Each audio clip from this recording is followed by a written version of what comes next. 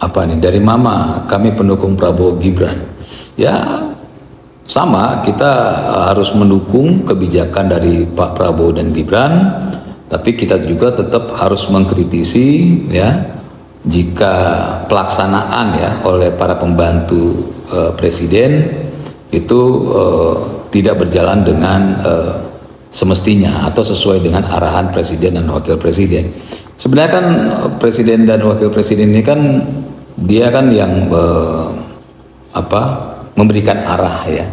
Teknisnya itu kan ya di para pembantunya, dan kita tahu sama-sama ya, hampir setahun ini tentu kita bisa menilai ya, baik para kementerian yang masih berjalan begitu aja, belum menunjukkan sesuatu yang positif, yang ada malah akhirnya mengganggu Pak Prabowo. Nah, kalau bahasa saya selalu mengatakan jangan sampai ada kebijakan-kebijakan para pembantu presiden, para menteri ini yang yang malah memberatkan presidennya sendiri. Kalian sudah diberikan kewenangan oleh presiden, ya jalankan kewenangan itu ya dengan sesuai dengan arahan presiden. Jangan membuat kebijakan-kebijakan yang akhirnya presiden sendiri yang harus turun tangan untuk mengklarifikasi. Nah ini kan masih kita harus bicara apa adanya ya, bahwa presiden, kasihan Pak Presiden yang harus turun tangan untuk menyelesaikan pekerjaan-pekerjaan para pembantunya yang nggak beres gitu. Apa nih dari Cak Gibol, Bang, bagaimana ini kok masih gantung hasil penyidikan kasus ijazah?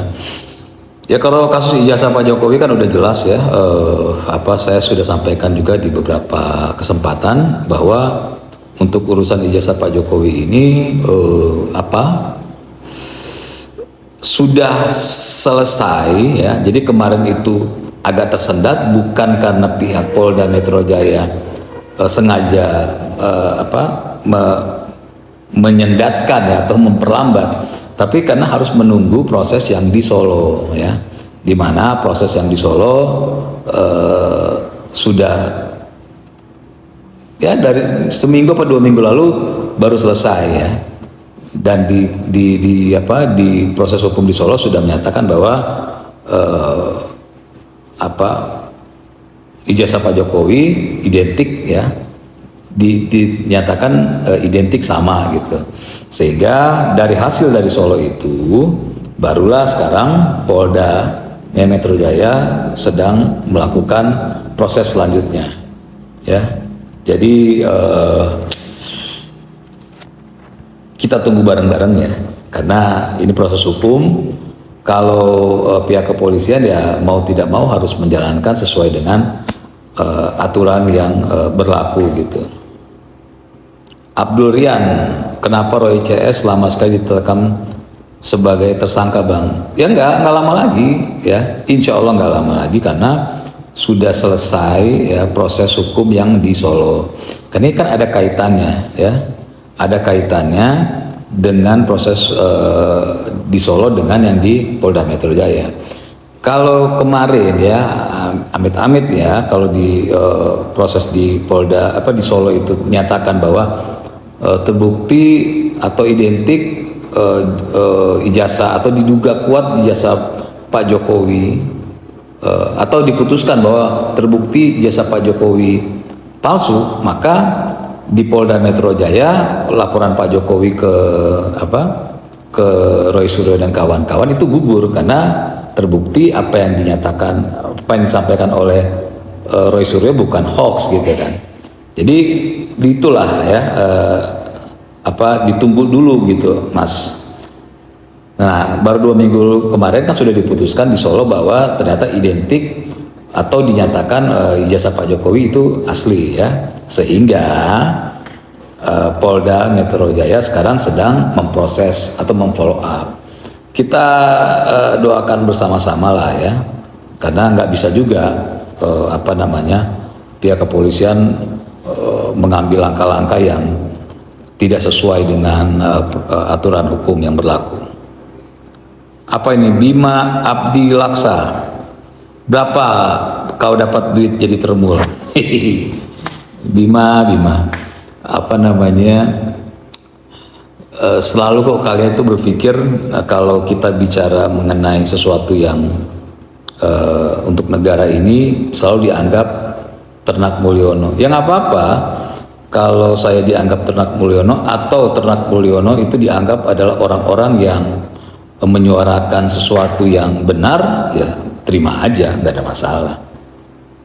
Tapi ini pelajaran lah ya, jangan sampai ya nanti kalian itu akhirnya menyampaikan sesuatu yang tidak objektif ya, gitu Mas Bima.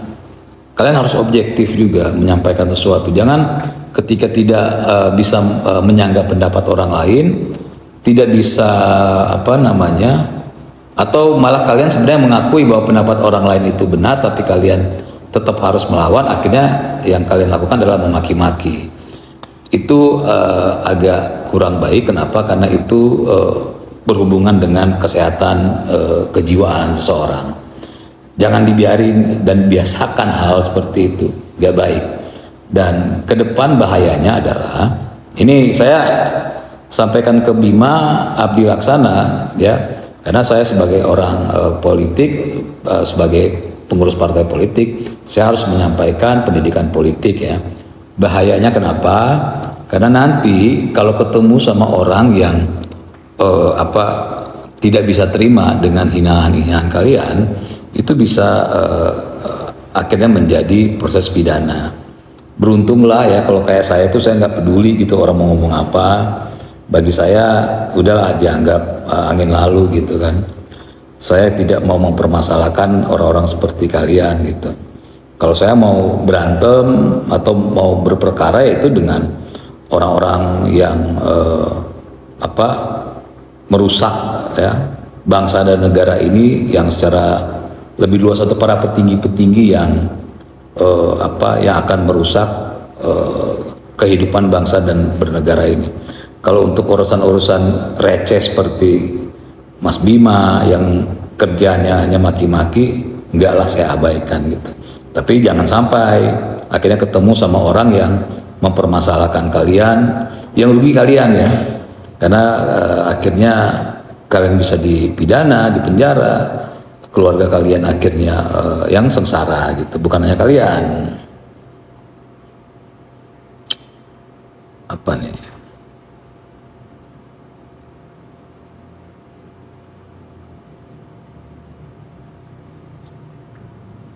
Bejo. Sebenarnya di Indonesia terlalu banyak yang munafik tapi sedikit orang yang jujur. Ya nggak di mana ya, ada aja ya orang-orang seperti itu. Dan ya ini namanya kehidupan ya Mas Bejo.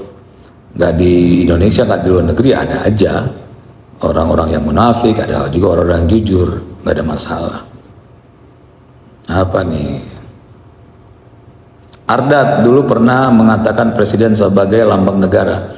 Nah, ini sering saya sampaikan ya, yang mengatakan presiden itu adalah simbol negara, lambang negara, adalah politisi PDIP, gitu kan. Dan kebetulan saya satu forum dengan beliau di TV. Silakan kalian lihat videonya banyak kok. Coba kalau kalian cari di YouTube presiden simbol negara, pasti kalian akan temukan yang ngomong itu adalah politisi PDIP, bukan saya. Aduh, lucu-lucu.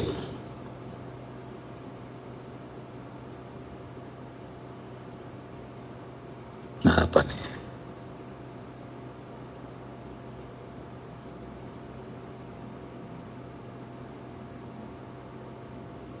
Dikit-dikit penjara, apa nih siluman badut? Bukan. Ya, setiap orang kan punya hak untuk mendapatkan keadilan di negara ini ya. Makanya saya bilang, saya malah menyampaikan kepada kalian, mau menyerang siapapun silahkan, itu hak kalian, tapi seranglah pemikirannya ya, seranglah argumentasinya, tentu dengan argumentasi yang sehat. Kenapa? Karena saya banyak melihat ya orang-orang ya seperti kalian yang menyerang orang, memaki-maki orang, ya akhirnya ketika ditangkap ketahuan ya hidupnya udah belangsak ya, menafkahi keluarga sulit, lalu akhirnya dipenjara, ya, minta-minta maaf, itu kan akhirnya merugikan ya. Makanya saya bilang kalau saya tuh udah kebal ya orang memaki dan segala macem itu saya abaikan lah gitu. Tapi kan saya kasihan, sayang sama kalian.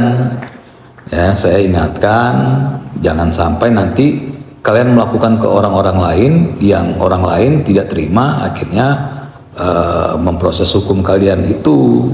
Ya, kasihan keluarga kalian ya, bukan kalian yang harus dikasihani, keluarga kalian yang dikasihani. Begitu, Bos, ya.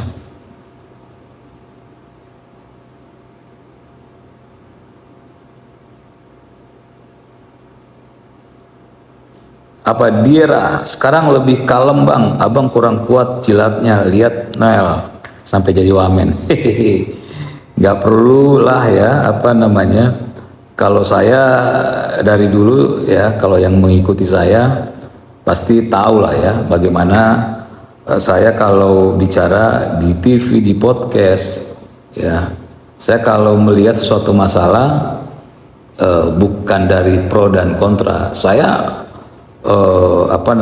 bertentangan dengan Anies Baswedan misalnya. Tapi di suatu waktu ketika Formula E sudah diketok dan harus dijalankan, saya malah mendukung agar supaya hentikan saling serang. Formula E sudah harus dijalankan ya. Ini sudah bukan lagi ranahnya politik, ini sudah ranah negara, maka mari bersama-sama untuk mendukung ya.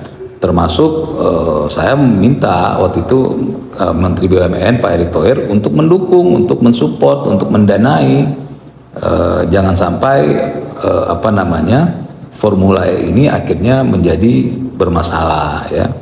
Jadi nggak ada urusan jilat menjilat, nggak menjilat aja gue udah happy hidupnya gitu kan. Ngapain gue menjilat, makin banyak dong duit gue ntar. Apalagi nih ya.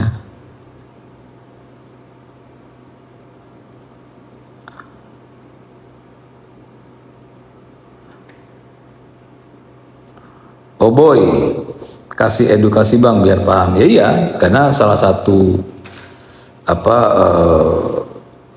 tugas gua sebagai politisi partai sesuai dengan undang-undang adalah memberikan pendidikan politik ya. Ya ini apa yang gue tampilkan di sini adalah bagian dari pendidikan politik. Siluman Badut lagi nih, terus demokrasi harus dibungkam bang? Enggak dong. Demokrasi itu bukan berarti orang bisa bicara seenak-enaknya. Nah, demokrasi itu ya adalah orang menyampaikan pendapat ya, di dalam alam demokrasi itu dilindungi ya oleh undang-undang. Tapi silakan kalian baca bahwa kebebasan seseorang itu dibatasi oleh kebebasan orang lain. Di konstitusi kita mengatur hal itu ya. Jadi banyak sekali pihak-pihak yang menyembunyikan hal ini. Seolah-olah ketika mereka memaki-maki itu dianggap bagian dari demokrasi. Enggak. Demokrasi itu bukan berarti kebebasan yang sebebas-bebasnya. Di konstitusi kita jelas ya membatasi setiap orang ya, kebebasan setiap orang itu dibatasi oleh kebebasan orang lain. Gitu. Apalagi nih.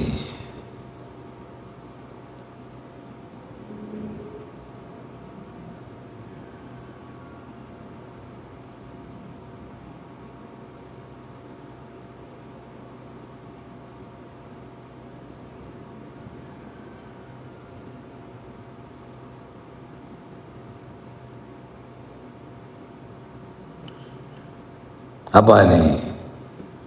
kok belum dapat jatah komisaris.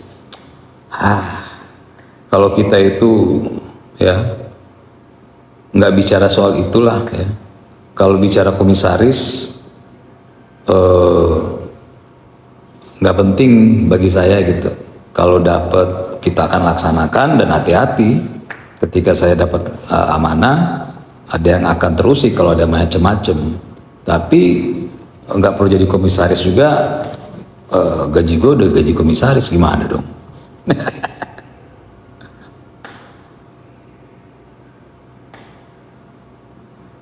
Apa nih, Dira, Hasan Nasbi dan Kodari tanpa partai bisa menjabat di posisi strategis. Abang kapan nih loh? Hasan Nasbi dan Kodari orang hebat ya, dan mereka memang ditempatkan di tempat yang yang sesuai dengan kemampuan mereka. Kalau saya kan ditempatkan juga ya sebagai wakil ketua umum Partai Garuda ya, dan tanggung jawab saya itu seluruh Indonesia. Jadi saya berarti dipercaya untuk menangani partai politik.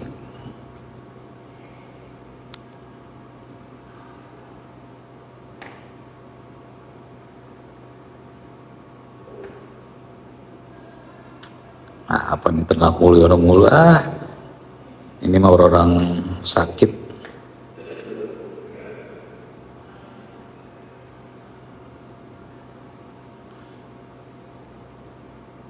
Apa chef? Nunggu jabatan yang kosong ya. Kalau dapat jabatan lagi makin banyak dong jabatan gua.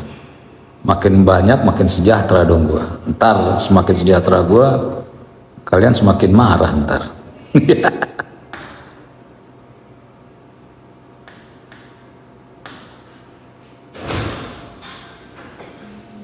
Apa itu? Oke, sip. Enggak, gue lagi ngobrol.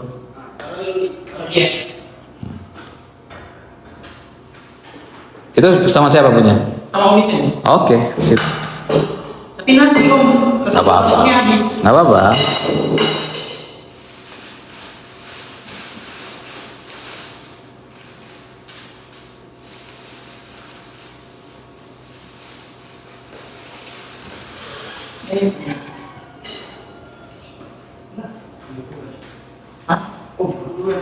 Oke, gue udahan dulu ya.